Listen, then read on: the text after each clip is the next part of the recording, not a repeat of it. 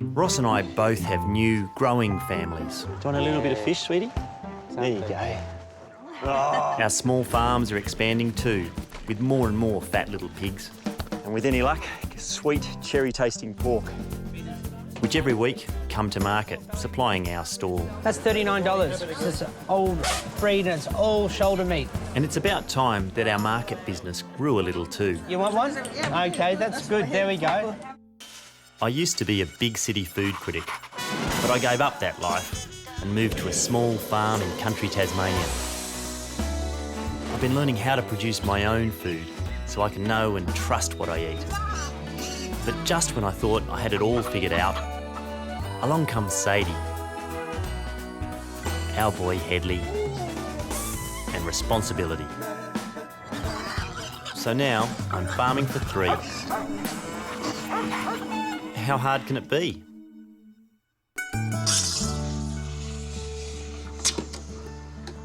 Are you home for lunch with this market? No. You're not? OK. Oh, you know, just in time for dark and dinner. Yeah. That one, mate. For me. Sunday morning used to be pancake morning. Time to spend with my family, time to relax. Good. Bye. See you. But not anymore. See you.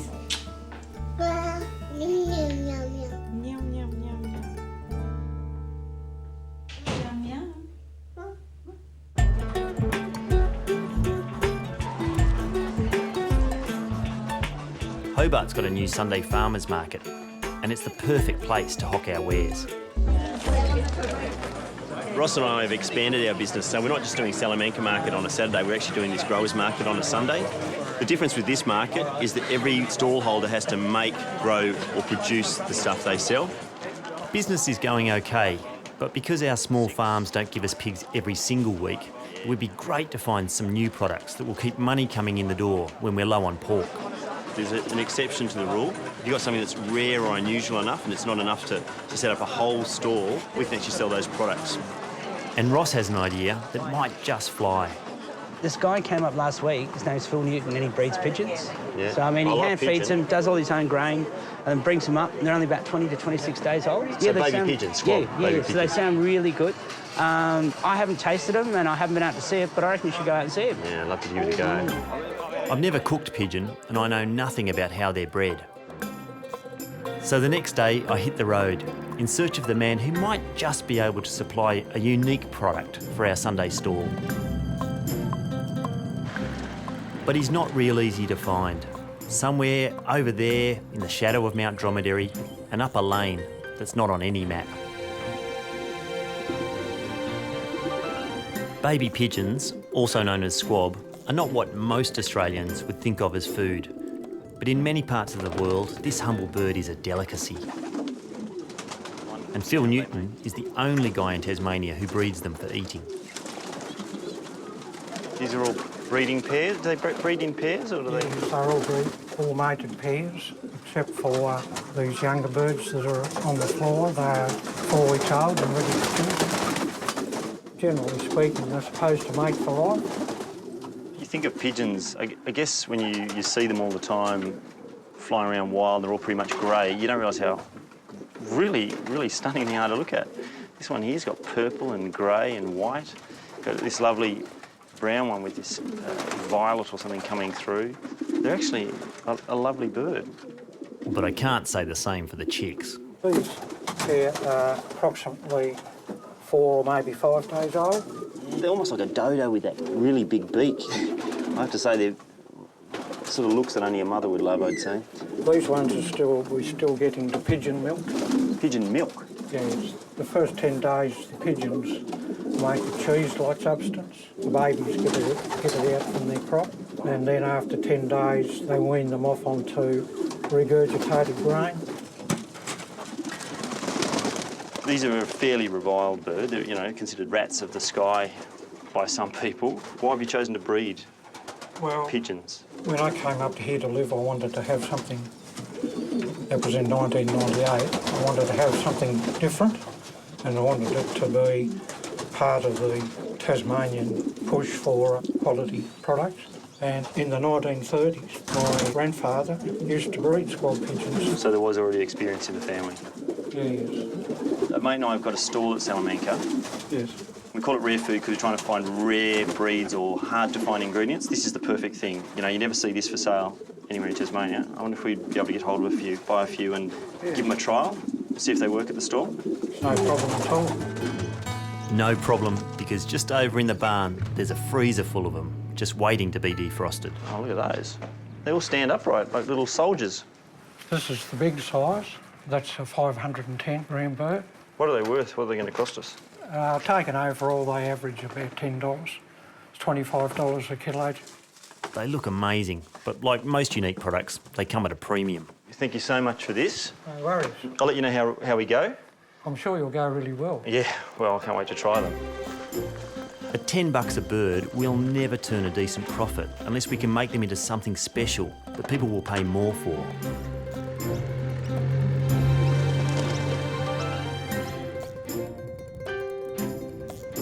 And for that, I'll have to call on former chef extraordinaire, fellow pig farmer and great mate, Ross O'Mara. Wow, they look good, don't they? They've cleaned up well. I know a pretty good pastilla recipe, which is a Moroccan pigeon pie with phyllo pastry and a bit of almonds and poached pigeon. What do you reckon about that? Yeah. And egg custard. Yeah, let's do that. Yeah, we'll give it a go. Sounds wonderful, and it's certainly not something many people will be doing themselves at home. So it's perfect for our market stall. Our quartered birds are lightly salted, dusted with flour and browned off in olive oil. Then it's out of the pan before a base of onion, garlic and chilli get their turn. Then ginger, cumin and cinnamon for the flavour of Morocco. And then we'll throw the pigeons back in, start coating them up. Before braising them off with a dash of dry roasted saffron. Don't want to spill any of that. There we go. And 45 minutes later, the flesh is soft and juicy and ready for pulling off the bone. This looks like a great dish for you to make in your commercial kitchen each week. Next, we whip up an egg custard with the reserved cooking liquid. Add chopped coriander to the meat. We'll put that up there and then we'll just add the custard to it. Just put enough to bind it through. It's come out all right, I reckon. And you can never have too much cracked pepper. While we toast up some almond flakes, we get onto the phyllo pastry, which has been resting at room temperature, so it's easier to work with. So I'm just going to cut this in half to get it to the size for the little pans we've got there. The trick to working with phyllo, well, the one I found, is that it dries out instantly. So what you do is, while you're working on one sheet, you typically would have a damp tea towel on the others. And if ever it starts to crumble, that's usually the problem. I like to do quite a few layers, and I think about 7 to 9 so You butter between every layer? Yeah, butter between every layer. And I also butter the pans, so basically it's a completely low-fat butter dish. Yeah. And finally, everything comes together in our pie pans. Yeah, Almonds, layer. custard mix and plenty of pastry on top. Does this matter, just rough? It doesn't really matter if it's rough because it can sit on that and it'll give it a bit of height as well. Some people trim it up and neaten it up, but I kind of like it because there's lots of phyllo. Yeah. All right. There we go. Actually, one thing which I forgot too, probably best to start them off on the top there so they bubble out the side so you get the top coloured. Like that? Yeah. Bottom of it now, well, that'll end up being the top, the presentation, so you want to actually make sure that's got a nice even colour. There we go. With our tops from our bottoms sorted, it's into the oven for about 15 minutes at 160.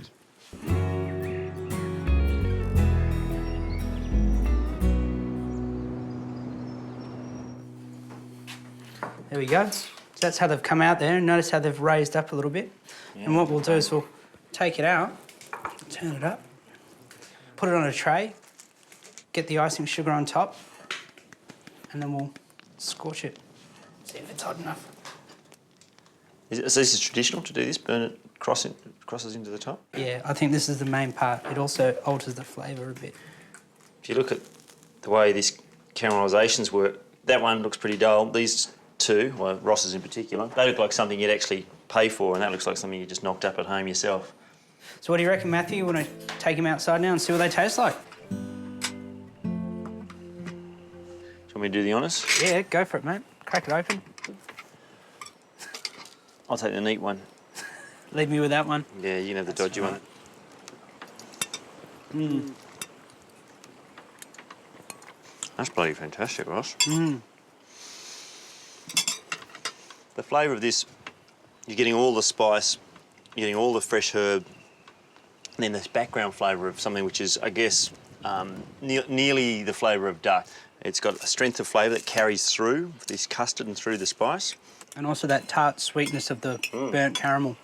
It's just sensational, Ross. How much do you reckon it's worth?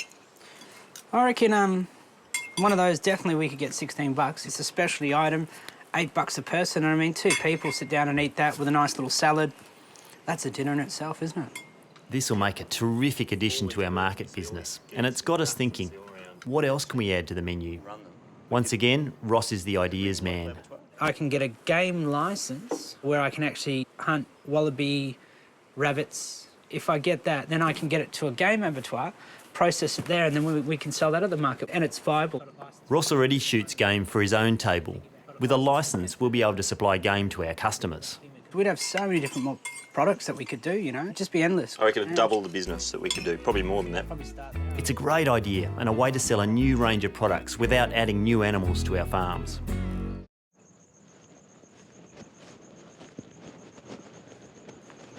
Ross has finally got his game hunter's licence and he's invited me out on his first night as a licensed hunter to see how it happens.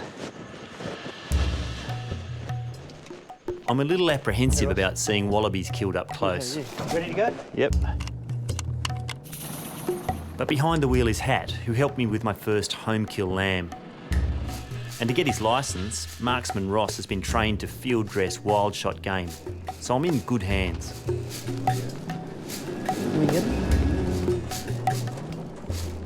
They're beautiful creatures, but round here, they're in plague proportion, fed up on crops and pasture. There's one just dead in front of us too.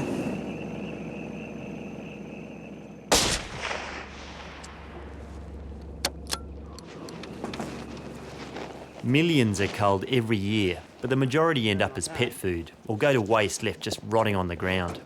If we can safely and humanely use these animals for human consumption, we'll be helping the besieged farmers and serving our customers something delicious. This is all the stuff they taught you to do in the field. Yep.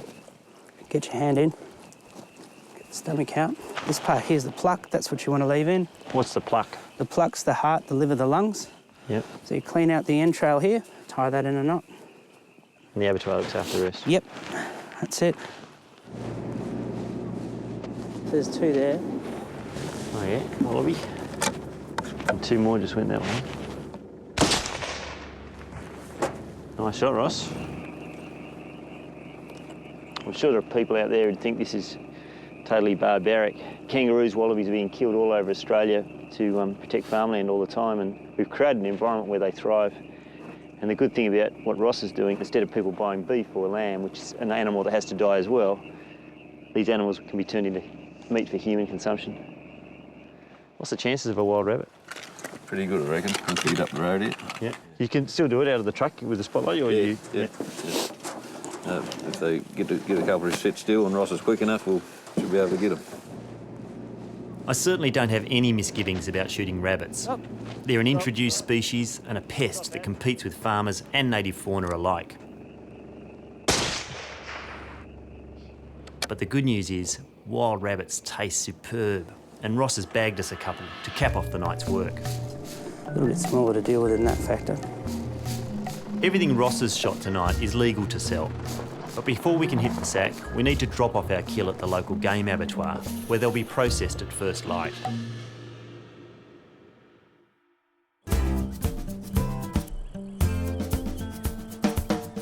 I'd love some new ideas for what to do with wild shot rabbits. So back in Hobart, at the first place I lived when I moved to Tasmania, I visit my former landlady and kitchen diva, Maria Larigi. Hey, Maria, I've got the rabbit. Oh, baby. How are you at skinning them? Not very good. Not very good? I'm hoping you can. Well, the good thing is, The in good here... thing is, shall I pull one out? Yeah, we need pull them both. both out? Yeah, need them both. Yeah. Well, shall we cook both? Yeah, Yeah, I reckon. I'll take that home and skin it. Good, my kinder. What I want to do is something that we can sell at the market store. Great. I thought a good Greek girl like you would have the goss on rabbits. Sometimes I'm good. Well, they'd be fantastic for a Greek dish that Actually, I never had as a child. I grew up as a half Greek, half Italian girl in Queensland, but mostly beef was used for this dish called stifado, which is basically a casserole that's made with lovely small onions, cinnamon, some tomato. And with that in mind, we get chopping, cutting each rabbit into 6 big chunks. Shall I get the pan on? Yeah, pick that up. And do we cook in olive oil? Yes. A good cup of olive oil. And why use dried oregano when Maria can pick it fresh from her garden? Just chop a little bit of this in here while we turn those in the pan. Before the meat? Before the meat. Okay. And just a little bit like that. Okay, put this in now, so Yep. start to sizzle. What we'll do, we'll just brown them off a bit in there. Yep. Maria loves her garlic, although I reckon she's doing it the hard way. I'll show you what I'd do. Yeah. Like that. Yeah, go on then. When my father first came to Australia, he couldn't believe how much meat everyone ate. Not only that, T-bone steak, it used to hang off the edge of a plate. I have a really strong childhood memory of that.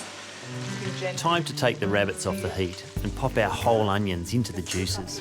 Stir around with all those good bits, shall I? Now, the other secret thing that I thought we might add is that bit of citrus. As I get zesting, Maria adds some cloves and cinnamon sticks too. 2 quills I usually put in. We might give that a bit of a turn. That smells good. Amazing, isn't it? You got cinnamon and orange just exploding into the air. Then a little tomato paste That's 1 tablespoon and a bit for your mother. and a generous dash of good red wine. We'll just let that get a little bit of heat into it. And do you want some tongs? Are you happy with your hands? I'm happy with my hands. I'm happy with your hands as well. I bet you say that to all the girls. Well, no girls say it to me. That covered with that. Then she covers the rabbit with water and dusts with a little powdered cinnamon, which she reckons will stick to the skin. A good dusting, yeah. Now, all we need to do is just pop that on there, and we're going to put that in the oven for a couple of hours. For 2 hours. On 160, which is always a good temperature for anything, I think. Low enough. Yeah. All right. With our bunny in the oven, there's time for a Pinot and perhaps a tune. What I want to know, Maria, is the last time, when I was living here, I used to hear through the walls, you're not just a cook and you have your regular job, but you're a brilliant opera singer, and I used to hear the singing through the walls. And time for a tune? Something comes to mind that is very short and not even Greek or Italian. It's French, it's by Debussy. It sounds okay? Yeah, that's fantastic. Lorsqu'au sole couchant, le rêvire son rose, et qu'un de frissons court sur les champs de bleu, car nous nous en allons. Nous au tombeau.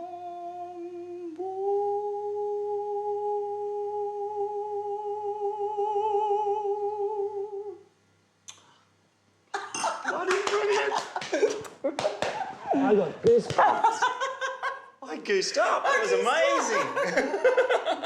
Well, then we chose the right thing. You have the most magical voice. I don't It's think so. just incredible. You're very generous. Cheers. Okay, Matt, it's ready. Okay. There it is. I'm going to give you a haunch. So you could probably skim a bit of the oil off too, but I like it, don't you, with the bread? Yeah. Best bit, isn't it? There. There's my eucalyptus leaf. We actually had a customer in our shop restaurant complain about that once. Mate, there's a eucalyptus leaf in my bolognese. Might give you a bit more. How's that look? Looks wonderful. A bit of bread? This smells incredible. I've never done anything remotely like this with rabbit. Okay. This sort of deep coloured spicy sauce. And look how nice and soft that rabbit is. Yeah, mine's just falling off the bone. That's wonderful. The all that warmth of garlic, the sweet onion, lovely aromats from the a cinnamon and a clove. I think it's the clove that actually makes it. That's lovely, isn't it? Not dry, the rabbit's beautiful. It's sensational. Well done, those Bruny Island rabbits. They're going to They know how to perform, don't they? Yeah, they do. That's delicious. Really, like you say, you just want to ladle the sauce into a bowl and sit here with bread and shovel it up. Do you reckon this would go well at our little stall? I think really well. Especially a lot of people can't be bothered cooking rabbit too, or they're frightened of it somehow. But it's so easy to cook and it's so lean, it's so healthy. Eating something like this, I want to run outside and give it to people and say, you have to taste this dish. You have to try what this tastes like. Rabbit, which people think of as, you know, either cheap or, you know, worse than mutton or, you know, something to be despised. Here it becomes majestic. No, I'm getting full of you. No. No. And I was to go there, but work kept me here, which was great, really.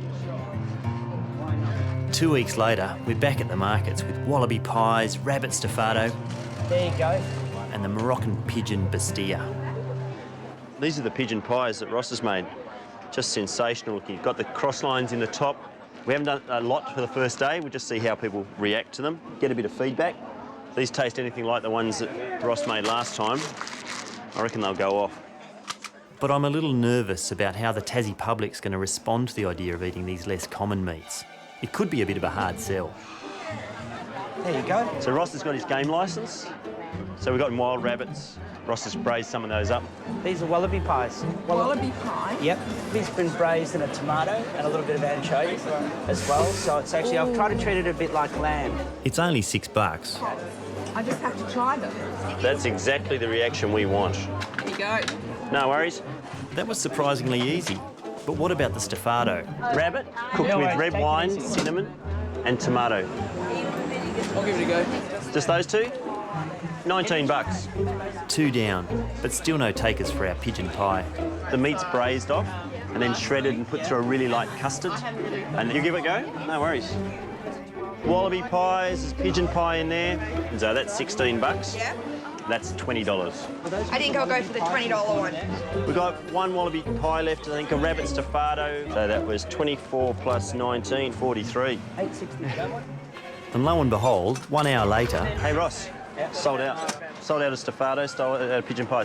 The second guy came up, he said he wanted 2, and I only had 1 left, so... Oh, okay. That was about 3 minutes after we put them out, so... Wow. Great. It's going really amazingly well. We've got a few wallaby pies left and a bit of fresh wallaby meat, but the rabbit stafado that Maria taught me, the pigeon pie that Ross knocks up, sold out really quickly. The wild rabbit's gone, you know, they were the first thing to sell out, so who would have thought, you know? Depression mutton, they call rabbits in some circles, and yet round here, you know, people know what to do with it, know how to cook it. our new range of products look like a hit with our customers, which is great news for our business. Even when there are no little pigs to take to market, we'll have other products to sell, and we can still bring home the bacon. 28. What are we after? That's more than enough. That is Flinders Island. The spectacular home to our next long table lunch. I mean, where else would you rather be on Flinders than a paddock that goes right down to the ocean? And there's plenty here to eat. 14 years old, I was rookery boss. Mutton birds, I love eating them. I love cooking them. But have we bitten off more than we can chew? We don't have the confit.